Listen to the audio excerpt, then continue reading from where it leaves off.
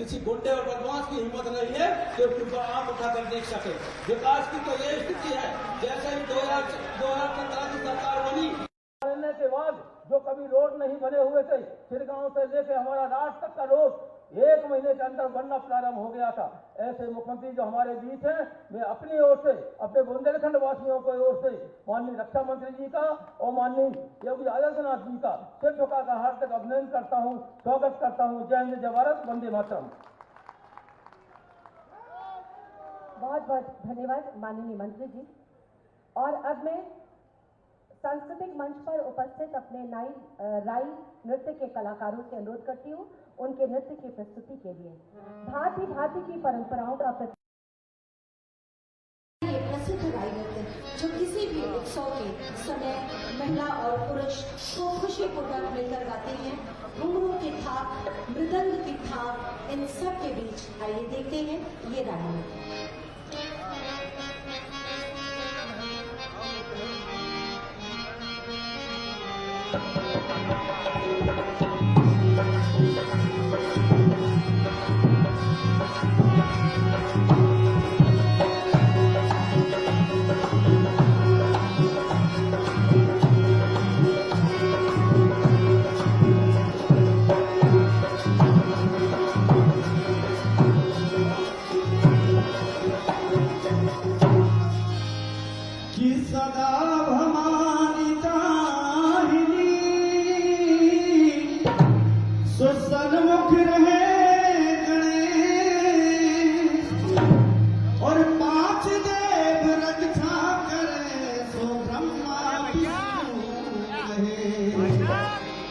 और छाप राज राजा राम हो, चलो बिठा सुनावे।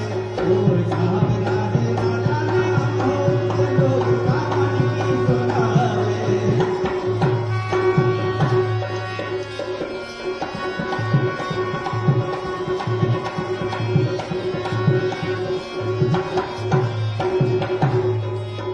तिरंगा भारत की शान, तिरंगा भारत की शान, तिरंगा भारत की शान। अरे जाको मानो भाइयों, तिरंगा भारत की शान, तिरंगा भारत की शान। जाको मानो भाइयों।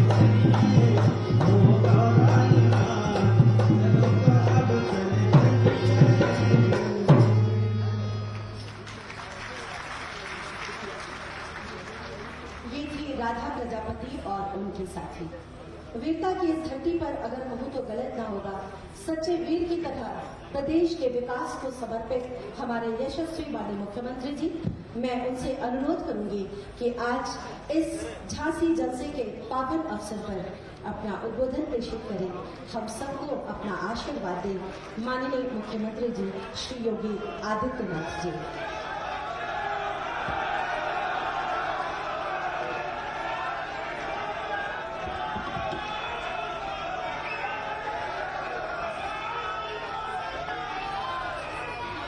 भारत माता की, भारत माता की, भारत माता की। राष्ट्र रक्षा समर्पण पर्व झांसी जलसा के आज के उद्घाटन कार्यक्रम में उपस्थित देश के यशस्वी रक्षा मंत्री माननीय श्री राजनाथ सिंह जी, केंद्रीय सूक्ष्म लघु मध्यम उद्यम विभाग के राज्य मंत्री श्री भानु प्रताप वर्मा जी, उत्तर प्रदेश सरकार में मेरे सहयोगी मंत्रीगण श्री राम नरेश अग्निहोत्री जी, श्री मनोहर लाल पंत जी, माननीय सांसद श्री अनुराग शर्मा जी, रक्षा सचिव डॉक्टर अजय कुमार जी, महापौर झांसी श्री राम तीर्थ सिंगौर जी, माननीय विधायकगण, रक्षा मंत्रालय, प्रदेश शासन और यहाँ के स्थानीय प्रशासन से जुड़े हुए सभी अधिकारीगण, आगंतुक सभी उपस्थित महानुभाव, सभी रंगकर्मीगण और उपस्थित भाइयों बहनों, मैं राष्ट्र रक्षा समर्पण पर्व झांसी जलसा के लिए माननीय रक्षा मंत्री जी को और रक्षा मंत्रालय से जुड़े हुए सभी अधिकारियों को हृदय से धन्यवाद देता हूं और इस अवसर पर इस 3 दिवसीय आयोजन का उद्घाटन करने के लिए स्वयं माननीय रक्षा मंत्री जी इस झांसी की धरती पर पधारे हैं। मैं उनका प्रदेश शासन की ओर से हृदय से स्वागत और अभिनंदन भी करता हूं। भाइयों बहनों, हम सब जानते हैं झांसी की जब चर्चा होती है तो भारत के शौर्य, पराक्रम, वीर और वीरांगनाओं की धरती के रूप में झांसी को एक पहचान मिलती है। यह वर्ष झांसी की रानी लक्ष्मीबाई का 193वां जन्मदिन का है और इस आयोजन को देश के अमृत महोत्सव कार्यक्रम के साथ जोड़ करके और भी अच्छे तरीके से प्रस्तुत करने का जो प्रयास हुआ है और रक्षा मंत्रालय और राज्य शासन ने मिलकर के इस कार्यक्रम को आम जन के साथ जोड़ने का जो प्रयास किया है, हर नागरिक के मन में राष्ट्र के प्रति समर्पण का भाव पैदा हो, राष्ट्रभक्ति का भाव हम सबके मन में पैदा हो और हर भारतीय का एक दायित्व बने कि राष्ट्र रक्षा हम सबका मूल धर्म है। राष्ट्र धर्म ही हमारा धर्म है। इस धर्म का अनुपालन करके ही हम न केवल अपने वर्तमान को बल्कि आने वाले भविष्य को सुरक्षित रख सकते हैं। इस भाव के साथ यह आयोजन यहाँ पर हो रहा है, एक अभिनंदनीय और सराहनीय प्रयास है। मैं इसके लिए रक्षा मंत्रालय का हृदय से धन्यवाद देता हूँ। भाइयों बहनों, हम सब जानते हैं 1857 की प्रथम स्वातंत्र समर में इस झांसी ने विदेशी हुकूमत की चोलें हिलाने का काम किया था। रानी लक्ष्मीबाई जी के नेतृत्व में इस देश की स्वाधीनता के लिए उस समय जिस प्रकार का अभियान चलाया गया था, आज भी भारत के इतिहास में वह स्वर्णाक्षरों में जाना जाता था और यहाँ की लोक कथाओं में, काव्यों में किस वीरता के साथ, किस ओजपूर्ण तरीके के साथ झांसी के ओज और तेज को प्रस्तुत किया गया है। खूब लड़ी मर्दानी हुआ तो झांसी वाली रानी थी। कौन ऐसा भारतीय है जो इन पंक्तियों को कभी विस्मृत कर सकता हो?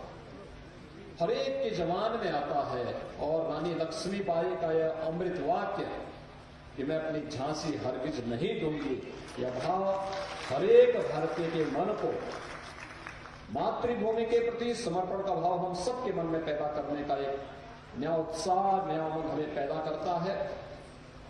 3 दिनों तक चलने वाला एक कार्यक्रम न केवल राष्ट्र रक्षा के प्रति समर्पण का भाव रक्षा सेनाओं के द्वारा, यहां पर उनके द्वारा देश की सेनाओं की सीमाओं की सुरक्षा करने के लिए क्या क्या कार्यक्रम चल रहे हैं, इसका तो प्रदर्शन होने ही जा रहा है, लेकिन साथ साथ यहाँ के रंगकर्मियों को, समाज के विभिन्न तबकों को जोड़ करके जन सहभागिता के माध्यम से इस कार्यक्रम को एक नई ऊंचाइयों तक पहुंचाने और कार्यक्रम के समारोह पर देश के यशस्वी प्रधानमंत्री जी का मार्गदर्शन झांसी वासियों को और बुंदेलखंड वासियों को प्राप्त हो रहा है।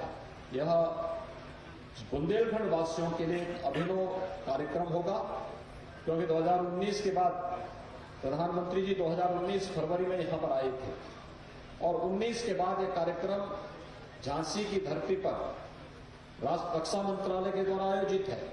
आज बुंदेलखंड विकास के एक नए उमंग के साथ आगे बढ़ रहा है।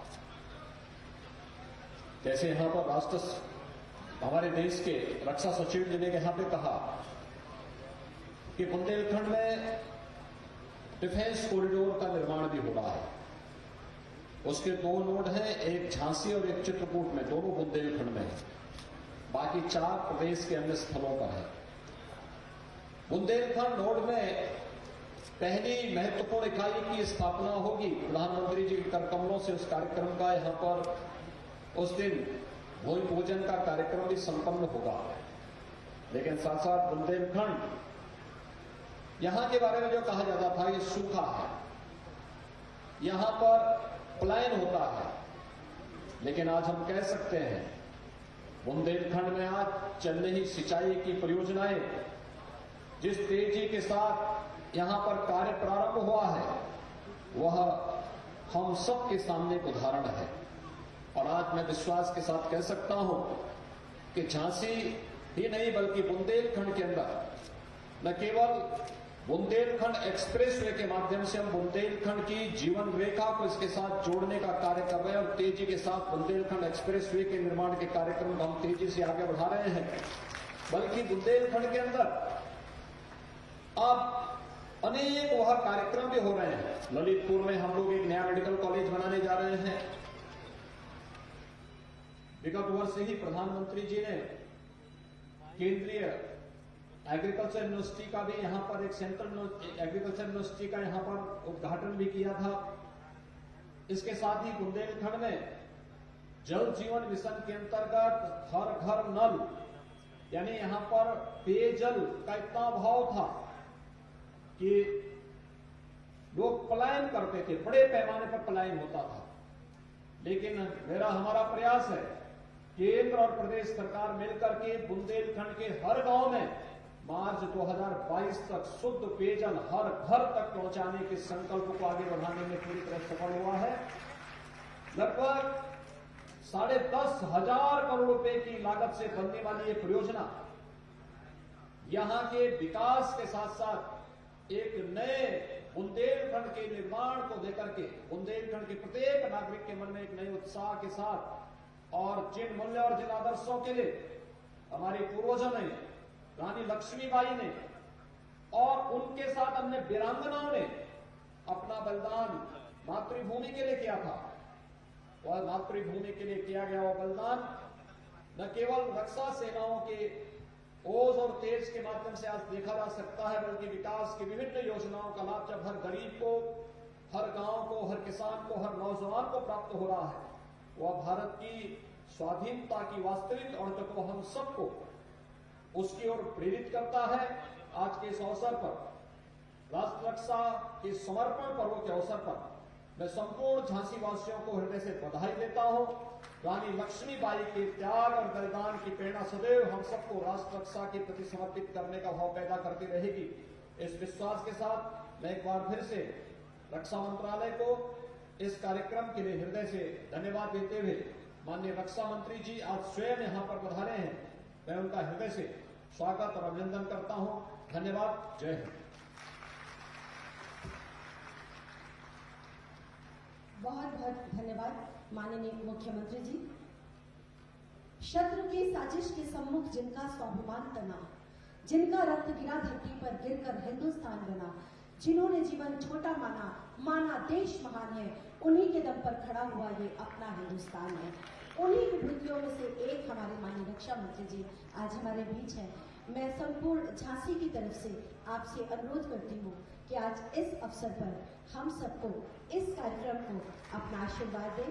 जोरदार तालियों से आपका पुनः स्वागत और अभिवादन। उत्तर प्रदेश के यशस्वी एवं कर्मयोगी मुख्यमंत्री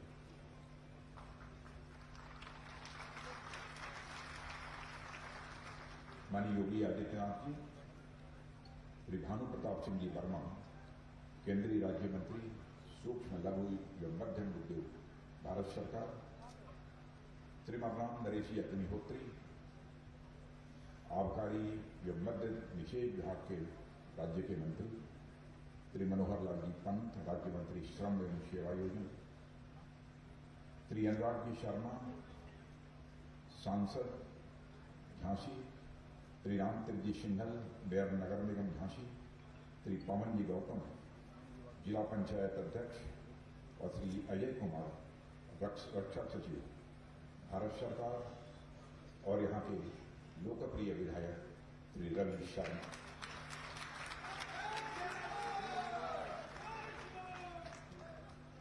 उत्तर प्रदेश सरकार एवं रक्षा मंत्रालय के सभी अधिकारीगण, कला मंच से संबंधित देवियों एवं सज्जनों, और यहां पर उपस्थित हमारे शौर्य और पराक्रम की धरती झांसी के मेरे सम्मानित बहनों एवं भाइयों, झांसी की वीर भूमि पर आयोजित यह राष्ट्र रक्षा समर्पण पर्व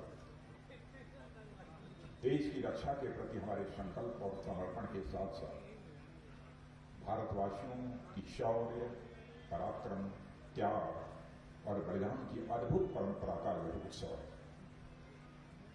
और मैं आभार व्यक्त करना चाहता हूं उत्तर प्रदेश के मुख्यमंत्री माननीय योगी आदित्यनाथ जी के प्रति, इस राष्ट्र रक्षा संकल्प पर्व का आयोजन करने में उत्तर प्रदेश सरकार का जितना सहयोग प्राप्त हुआ है उसकी जितनी भी प्रशंसा की जाए वह कम है।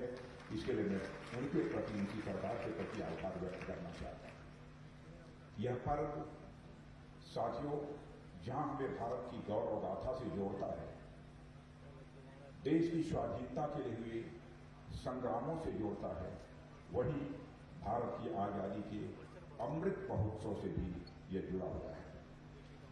साथियों, जिस झांसी की जिस शौर्य भूमि पर आयोजन किया जा रहा है उसके कण कण महारानी लक्ष्मीबाई की बहादुरी और बलिदान की यशोगाथा से जुड़ा हुआ है। इसलिए मैं बड़ी श्रद्धा के साथ शीश झुकाकर महारानी लक्ष्मीबाई के राष्ट्र प्रेम, शौर्य और साहस के बलिदान का स्मरण करता हूं और साथ ही उनकी स्मृति को भी मैं नमन करता हूं। साथियों, इस मौके पर मुझे महारानी लक्ष्मीबाई को समर्पित एक कविता की पंक्तियां याद आ रही हैं। गुमी हुई आजादी की कीमत सबने पहचानी थी, दूर फिरंगी को करने की सबने मन में ठानी थी, चमक उठी संसद दामन में वह तलवार पुरानी थी, खूब लड़ी मर्दानी वह तो झांसी रानी थी।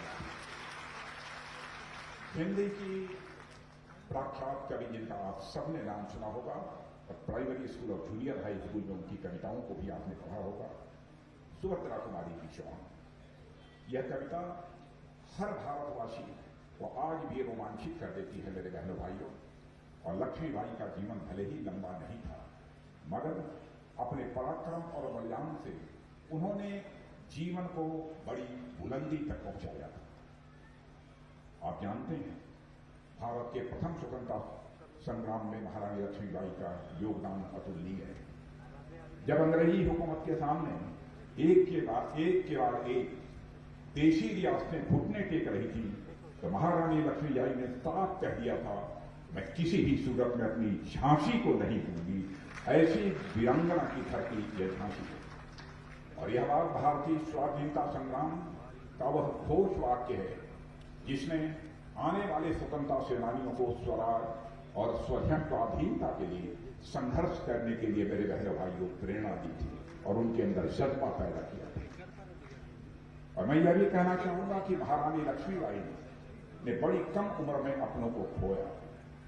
बड़ी कम उम्र में महारानी लक्ष्मीबाई ने अपने अपनों को खोया, बच्चों को खोया और यहां तक कि अपना राजपाट भी खोया, मगर उन्होंने भारत के मान सम्मान और स्वाभिमान को कभी नहीं खोया। वह है हमारी रानी लक्ष्मीबाई और यह भावना उनमें कूट कूट कर भरी थी जो उन्हें शौर्य और शिखर पर स्थापित कर देती थी। साथियों, रानी लक्ष्मीबाई की वीरता ने नारी शक्ति को एक नया आयाम दिया है। उन्होंने नारी शक्ति को पुनः जागृत किया था। नारी में असीम शक्ति होने की भावना और विश्वास का संचार किया था महारानी लक्ष्मीबाई। और महारानी लक्ष्मीबाई के लिए उनका एक महिला होना रणभूमि में कभी बाधा नहीं बना था। नारी के अबला होने के विचार को हमारे समाज में बहुत लोग मान्यता दे रहे हैं, मगर उन्हें महारानी लक्ष्मीबाई, अवंतीबाई, झलकारी बाई जैसी वीरांगनाओं के शौर्य और पराक्रम को देखना चाहिए जिन्होंने रणभूमि में बहादुरी का बेमिसाल परिचय दिया। उन्होंने साबित किया है कि महिलाएं अवसर मिलने पर रक्षा और सुरक्षा के मामले में बहुत प्रभावी भूमिका निभा सकती हैं। यह करके उन्होंने दिखाया है। और साथियों, आज जब हम नेताजी सुभाष चंद्र बोस ने आजाद हिंद फौज का गठन किया था, उसकी याद दिलाना चाहता हूं, तो उन्होंने भी 1942 में एक रानी लक्ष्मीबाई रेजिमेंट भी बनाया था। नेताजी सुभाष चंद्र बोस ने बनाया था। नेताजी सुभाष चंद्र बोस यह मानते थे कि आजादी की लड़ाई आधी आबादी की भागीदारी के बिना अधूरी है। इसीलिए उन्होंने अपनी एक बटालियन का नाम, एक रेजिमेंट का नाम रानी लक्ष्मीबाई के नाम पर रखा था। दुर्भाग्य से आजादी के बाद महिलाओं को राष्ट्र रक्षा के काम में बहुत सक्रिय भागीदारी निभाने का मौका नहीं मिला, मगर अब हालात बहुत तेजी से बदल रहे हैं। और मैं आपको बताना चाहता हूं, जब से प्रधानमंत्री से नरेंद्र मोदी जी ने शासन बागडोर संभाली है, महिलाओं की हर हमारे फोर्स में भागीदारी बढ़ रही है, चाहे आर्मी हो, चाहे एयरफोर्स हो, चाहे वह नेवी हो। और जब मैं देश का गृह मंत्री था तो मैंने एक एडवाइजरी भी सभी राज्यों को जारी की थी कि सभी राज्यों को यह प्रयत्न करना चाहिए कि पुलिस के अंदर भी कम से कम 33% महिलाओं का प्रतिनिधित्व होना चाहिए था, कुछ होना चाहिए। यह आदेश हमने उस समय जारी किया था। पैरामिलिट्री फोर्सेज में महिलाओं का प्रतिशत हमारी इस एडवाइजरी जारी करने के बाद बढ़ा है। और मुझे खुशी है यह कहते हुए कि हिंदुस्तान के कई राज्यों में भी पुलिस फोर्स में महिलाओं का प्रतिशत तेजी के साथ बढ़ रहा है। अब सेना में भी महिलाओं के लिए हर बंद दरवाजे खोले जा रहे हैं। हमने सेना के तीनों अंगों में महिलाओं की भागीदारी मेरे बहनों भाइयों बढ़ाई है। सैनिक स्कूलों में बच्चियों का को एडमिशन भी किया जा रहा है। अब तो पुणे में मौजूद भारत के सबसे प्रतिष्ठित सैन्य प्रशिक्षण संस्थान नेशनल एकेडमी में भी महिलाओं के लिए खोल दिया गया है। यही तो वीरांगना रानी लक्ष्मीबाई के प्रति सचमुच हमारी सच्ची श्रद्धांजलि हो। आप सबको यह जानकर हैरानी होगी, पिछले दिनों एनडीए में दाखिले के लिए देश भर से 2 लाख लड़कियों ने प्रवेश परीक्षा दी। 2 लाख से अधिक लड़कियों ने प्रवेश परीक्षा दी। साथियों, अब तो सेना में महिलाओं को परमानेंट कमीशन भी देने की व्यवस्था बन गई है। लंबे समय से इस देश में महिलाएं सेना में परमानेंट कमीशन की मांग कर रही थी, लड़ रही थी। अब सेना ने फैसला किया है योग्य महिला अधिकारी जो मेरिट में क्वालिफाई करेगी, अब उन्हें परमानेंट कमीशन दे दिया जाएगा। और महिला सशक्तिकरण का इससे अच्छा, इससे बढ़िया और क्या दूसरा कोई उदाहरण हो सकता है। साथियों, आज जो राष्ट्र रक्षा समर्पण पर्व हम मना रहे हैं, उसकी भावना, या मैं यह कहूं कि स्वतंत्रता या राष्ट्र प्रेम की भावना इस देश में सदियों से मौजूद रही है। मैं याद दिलाना चाहता हूं, वह राष्ट्र रक्षा का ही भाव था जिसने आचार्य चाणक्य को आक्रांताओं के खिलाफ चंद्रगुप्त को लड़ने के लिए तैयार किया था। वह राष्ट्र रक्षा का ही भाव था जिसने आचार्य चाणक्य को आक्रांताओं के खिलाफ लड़ने के लिए चंद्रगुप्त को तैयार किया था। वह राष्ट्र रक्षा का ही भाव था जिसने महाराणा प्रताप को मुगलों की अधीनता कभी न स्वीकार करने की प्रेरणा दी थी, और उसी राष्ट्र रक्षा के भाव ने छत्रपति महाराज शिवाजी को महाराष्ट्र के साथ साथ समग्र राष्ट्र के बारे में चिंतनशील बनाया था। इसी तरह न जाने ऐसे कितने हमारे राष्ट्र नायक है जिन्होंने देश की आजादी के लिए संघर्ष किया और अपने प्राणों तक का बलिदान देने में उन्होंने रंच मात्र भी संकोच नहीं किया। मेरे बहनों भाइयों, आज जब हम सभी यहाँ एकत्र होकर राष्ट्र रक्षा समर्पण का पर्व मना रहे हैं, तो यह पर्व हमें इसका अवसर भी देता है कि हम एक पल ठहर कर अपनी अब तक की यात्रा पर विचार करें। हम देखें कि अपनी आजादी से लेकर अब तक हमने क्या उपलब्धियां हासिल की हैं, विकास पथ पर हम कितनी दूरी तक हम आगे बढ़े हैं, और अभी हमें और कितनी यात्रा तय करनी है, और हमारे पूर्वजों ने इस देश के लिए क्या किया है, उससे सीख लेते हुए अपने भविष्य की राह हमें और आपको मिलकर ही प्रशस्त करनी होगी। समय के साथ जैसे चीजें बदली हैं, विचार बदले हैं, अवधारणाएं बदली हैं, और मैं तो समझता हूं कि हमारे लिए हमारी आजादी का अर्थ भी बदला है। और किसी समय हमारी आजादी का मतलब विदेशी शासन से मुक्ति था, लेकिन उसके बाद इसका अर्थ हुआ दुनिया की सहायता से अपनी जरूरतें पूरी करना और विकास की यात्रा तय करना। यह अब सच्ची आजादी नहीं, और आज इसका अर्थ यह हो गया है कि हमें अपने विकास की यात्रा भी तय करनी है और अपने को पूरी तरह आत्मनिर्भर भी बनाना है। और मैं यहाँ इस सभा के माध्यम से मैं देश की जनता को यह बताना चाहता हूँ, भारत ने जैसे राजनीतिक आजादी हासिल की है, भारत अब सामरिक आजादी भी हासिल करेगा, और एक दशक के अंदर इसी भारत के अंदर ऐसे हालात पैदा होंगे कि हमारे सेना के जवानों के लिए जो हथियार इसके पहले तक और अब तक भी काफी हथियार दुनिया के दूसरे देशों से आयात किए जाते हैं, बहनों भाइयों, आगामी 1-1.5 दशक में ऐसे हालात पैदा होंगे कि हम दुनिया के दूसरे देशों से हथियार अपने सेना के बहादुर जवानों के लिए आयात नहीं करेंगे, बल्कि भारत की धरती पर ही भारत के जवानों के हाथ से वो हथियार बनाए जाएंगे। सामरिक स्वतंत्रता हम हासिल करना चाहते हैं, इसलिए हमने स्वदेशी का रास्ता अपनाया है। पूज्य बापू का यह मानना था कि आजादी का मतलब केवल राजनीतिक आजादी या कागजों पर ही शासन का हस्तांतरण नहीं है। जब तक हम पूर्ण स्वराज्य और स्वदेशी का लक्ष्य प्राप्त नहीं कर लेते, तब तक हमारी आजादी अधूरी रहेगी। स्वदेशी से उनका अर्थ आत्मनिर्भरता से ही था। मेरे बहनों भाइयों, तो मुझे कहते हुए खुशी है कि सरकार के प्रयासों से हमारा देश आत्मनिर्भरता की राह पर बड़ी तेजी से आगे बढ़ चला है।